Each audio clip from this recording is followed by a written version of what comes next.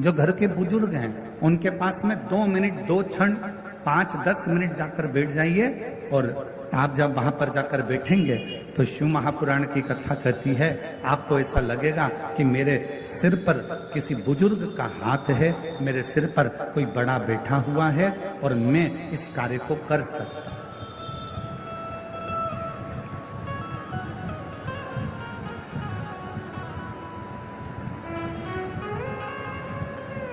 एक श्रेष्ठता का अनुभव, एक अच्छे का अनुभव आपको हो। और जितना अपने माता पिता के कमरे में, अपने माता पिता के कक्ष में जाकर आपको जो आनंद की अनुभूति होगी, शिव महापुराण की कथा कहती है, वही आनंद की अनुभूति आपको देवाधिदेव महादेव के देवालय में जाकर, शिवालय में जाकर एक लोटा जल चढ़ाकर प्राप्त होगी। वही की वही।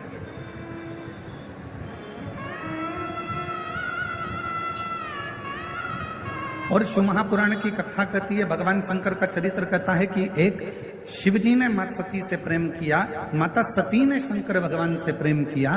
दोनों के प्रेम में एक सबसे बड़ा अंतर यह है कि मां सती जब भगवान देवाधिदेव महादेव से स्नेह करी और सती माता का स्वयंवर दक्ष प्रजापति ने रखा और शिव जी को निमंत्रण ना देकर भगवान शंकर का एक मूर्ति पाषाण की दरवाजे पर खड़ी कर दी।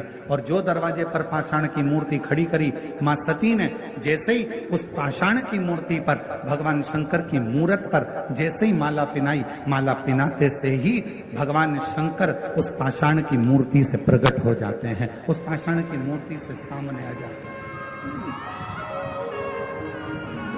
अब प्रेम कितना प्रकट हो, प्रेम की कितनी परिभाषा हो, प्रेम की कितनी आनंदता हो, कितनी आनंद।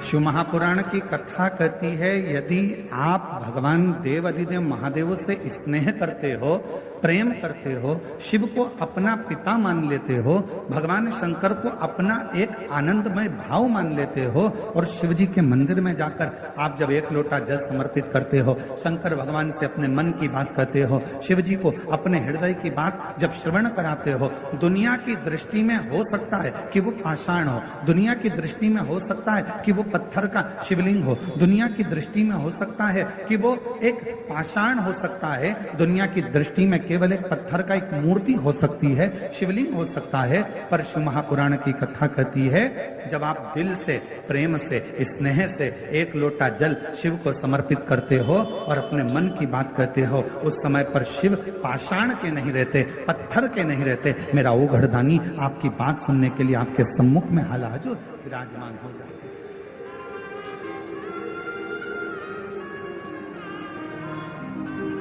और मैंने तेरे ही प्रेशर खोलो, मैंने तेरे ही भरोसे हवा बिच उड़ती जावांगी, बाबा डोर हर तो छठी नाम कटी जावांगी, भोले मैं तेरी शंभू मैं तेरी हवा बिच उड़ती जावांगी, बाबा डोर हर तो छठी नाम कटी जावांगी। शिव सती के प्रेम की कथा करे, भगवान शंकर के स्नेह की कथा करे। शंकर भगवान माँ सती से जो प्रेम करते हैं, सती माता भगवान शिव से जो प्रेम करती हैं, ये कथा को वर्णन कर रहे हैं। सती और शिव का ये पवित्र प्रसंग कर, पवित्र प्रसंग।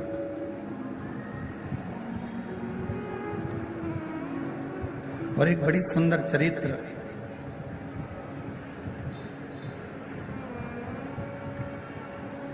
शिव महापुराण की कथा कहती है, जिसको दुनिया ने त्याग दिया,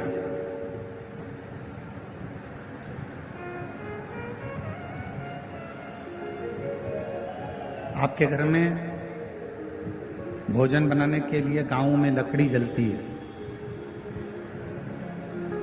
गोबरी कंडा जलता है, और उसकी राख तैयार हो जाती है। उस राख को क्या करते हो? अलमारी में संभाल के रखते हो क्या? जम के तो बोलो नहीं। क्या करते हो? उसको फेंक देते हो, या बर्तन मांजने में उसको थोड़ा सा रख।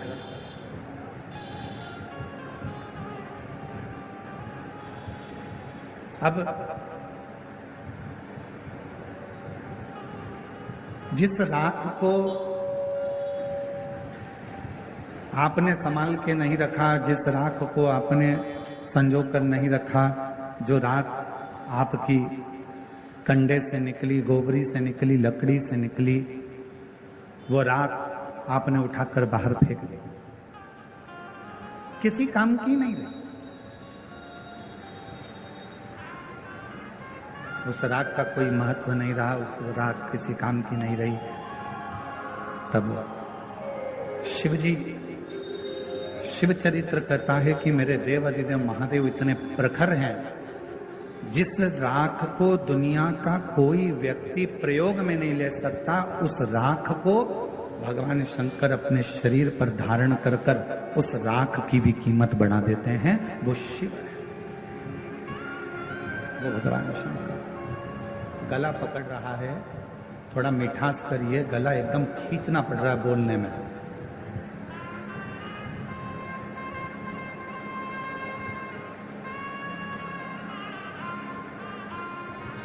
राख, जिस राख का कोई महत्व ही नहीं, जिस राख की कोई मूलता ही नहीं,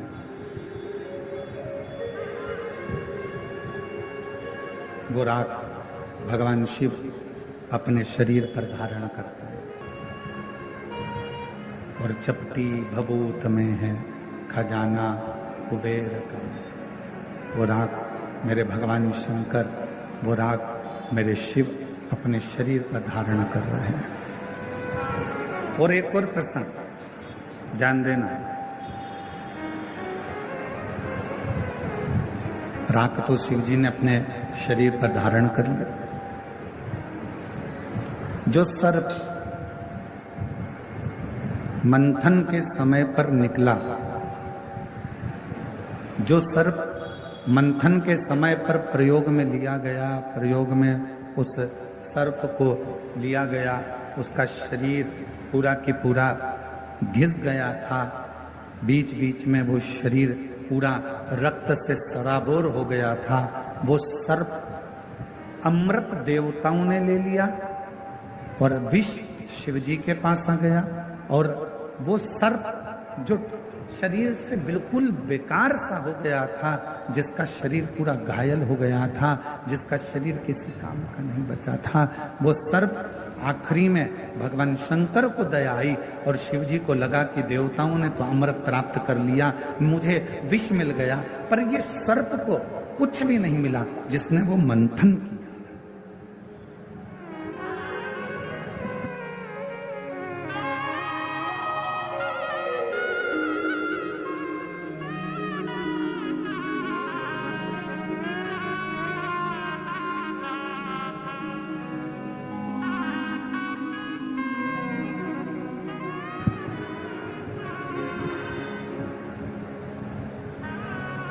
शिव जी ने वो सर्प को देखा कि उसका पूरा शरीर बेकार सा हो गया, पूरा शरीर।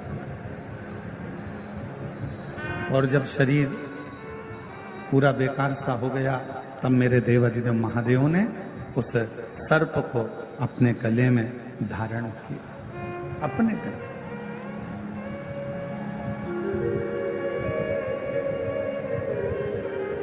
दुनिया जिसको त्याग दे, दुनिया जिसको छोड़ दे, लोग कहते हैं कि ये नकारा है, किसी काम का नहीं है, किसी काम का नहीं है। दुनिया जिसको नकार दे, दुनिया जिसको छोड़ दे, समझ लेना अगर वो किसी काम का नहीं है जैसे धतूरा, जैसे कनेर का फूल, जैसे सर्प, जैसे राख, जैसे चंद्रदेव पूरे बीमार पड़ गए, शरीर पूरा गल गया, पूरा शरीर बेकार हो गया, तब वो चंद्रदेव भी जब किसी कार्य के ना बचे, तब देवता भी उससे दूरी बना लिए। तब मेरे भगवान शंकर ने चंद्र को भी स्वीकार करा, राख को, भस्म को भी स्वीकार करा। तब मेरे भगवान शंकर ने सर्प को भी स्वीकार करा, और राख को, धतूरे को, कनेर को मेरे शंकर भगवान स्वीकार करते गए, स्वीकार करते गए। मेरे शंकर भगवान स्वीकार करते, मेरे शिव जी ने उसको स्वीकार कर लिया। ऐसे मेरे भगवान शंकर है, ऐसे मेरे भगवान शिव है। और ये शिव, ये शंकर, ये उघड़दानी, ये त्रिकालदर्शी, ये कैलाशी, ये अविनाशी। और मैंने तेरे ही भरोसे, मैंने तेरे ही भरोसे हवा बीच उड़ती जावांगी, बाबा डोर हत्तो छड़ी नामे कटी जाऊंगी।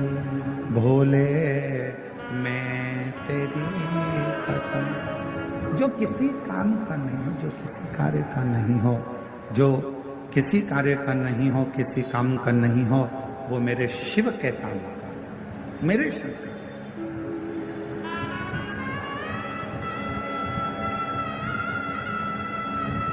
चलो एक बात और आपसे पूछें, कोई ऐसा देवता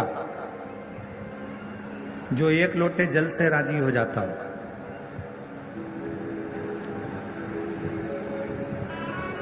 तैतीस कोटि देवता में केवल एक देव अधिदेव महादेव ऐसे हैं जो एक लोटा जल चढ़ाते से ही प्रसन्न हो जाते।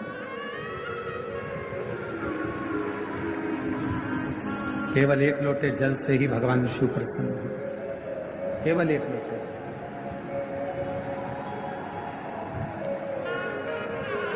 बोलबम का नारा है, जरा जम के बोलो, बोलबम का नारा है,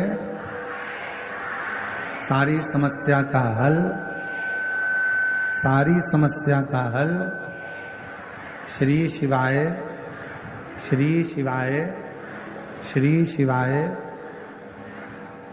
33 कोटि देवता में केवल एक देव अधिदेव महादेव ऐसे हैं जो एक लोटा जल चढ़ाते से ही प्रसन्न हो जाए। कुछ नहीं चाहिए तुमसे, तुम्हारा धन तुम्हारे पास रखो, तुम्हारी संपदा तुम्हारे पास रखो, तुम्हारा सत्ता तुम्हारे पास रखो, तुम्हारा वैभव तुम्हारे पास में रखो, तुम्हारी पूंजी तुम्हारे पास में रखो, सब तुम्हारे पास में रखो। शिव जी को नहीं चाहिए, भगवान शंकर जी को नहीं चाहिए।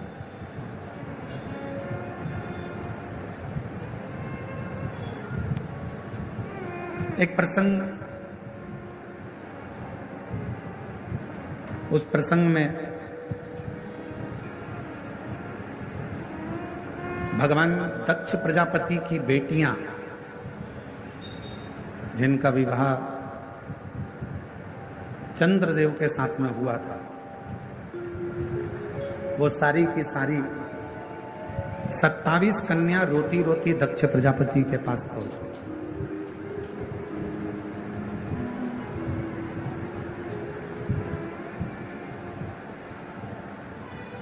और 27 कन्या जब दक्ष प्रजापति के पास में पहुंची, आंखों में से उनके आंसू निकल रहा था, रो रही थी, नैनों से जल बह रहा था, आंसू बह रहा था। दक्ष प्रजापति ने अपनी बेटियों से पूछा कि तुम्हें हुआ क्या, तुम्हारी आंखों में जल भरा हुआ है, तुम रो रही हो, तुम्हें हुआ क्या है, क्यों रो रही है, किस लिए?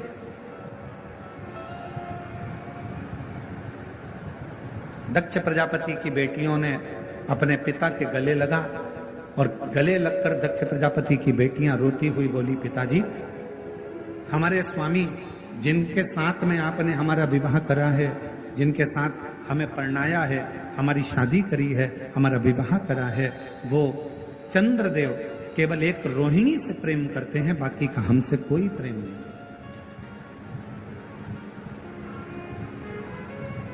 केवल एक रोहिणी से,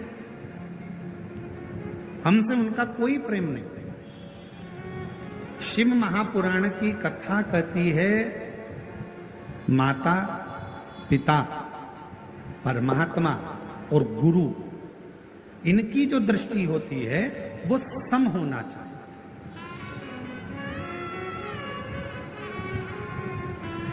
घर की बूढ़ी माँ, जितनी बुजुर्ग माताएं बैठी हैं, इनसे निवेदन है तुम्हारे मुंह से कभी मत कहना कि बड़ी बहू अच्छी कि छोटी बहू अच्छी। बुढ़ापा आते आते गेंद किसी भी पाले में जा सकती है और कोई सी भी बहू से पाला पड़ सकता है, कोई सी भी बहू से काम पड़ सकता है।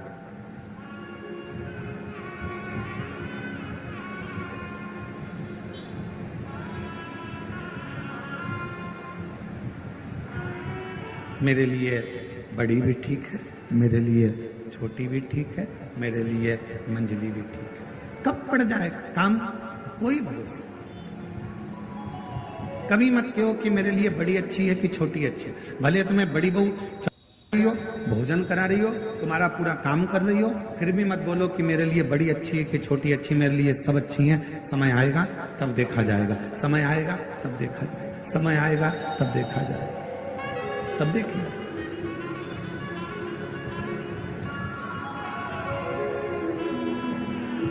पर माता पिता गुरु के लिए तो ये बात है कि सबके लिए समदृष्टि रखो, पर पति के लिए, एक पत्नी की पति के लिए ये बात नहीं है कि समदृष्टि रखो।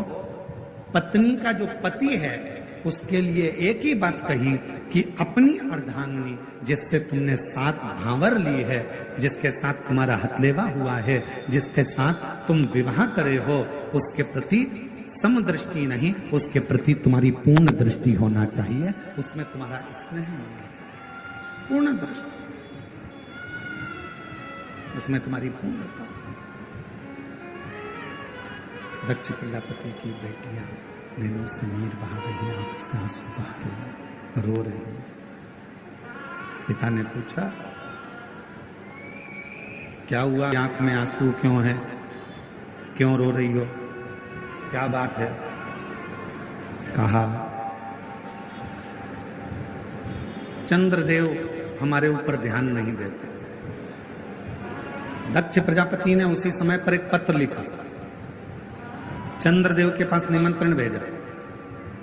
एक अच्छा ससुर, एक अच्छी सास अपनी बेटी को भी समझाती है और अपने दामाद को भी समझाती है। पर एक आज का जमाना बड़ा विचित्र है। आज के जमाने में बेटियों को कह दिया जाता है कि बेटा जितना बने उतना काम करना, वरना अपने कमरे में जाकर बैठ जाना।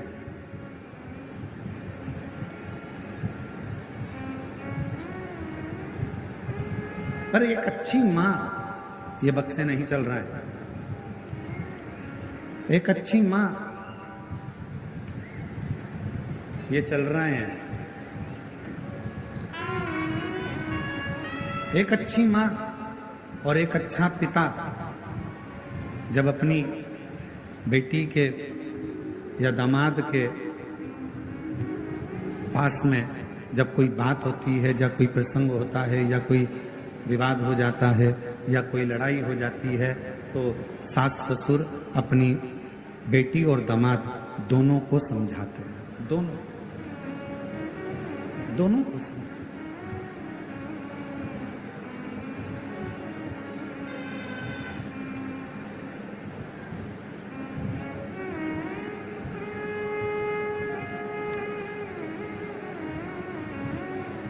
और दोनों को समझाया जाता है, दोनों को समझाया।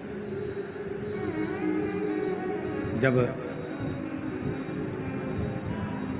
कहा भोजन कर रहे थे चंद्रदेव, और भोजन करते करते चंद्रदेव से दक्ष प्रजापति ने कहा कि हमारी 27 कन्याओं का विवाह तुम्हारे साथ में हुआ है, केवल एक रोहिणी के प्रति तुम्हारा प्रेम है,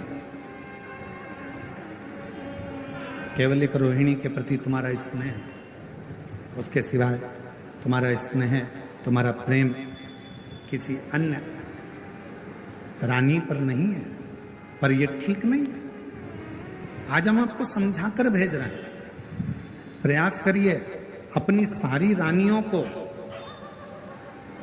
अपनी अर्धांगिनी मानकर प्रत्येक रानी के प्रति तुम्हारी दृष्टि पूर्ण रखिए, पूर्ण दृष्टि।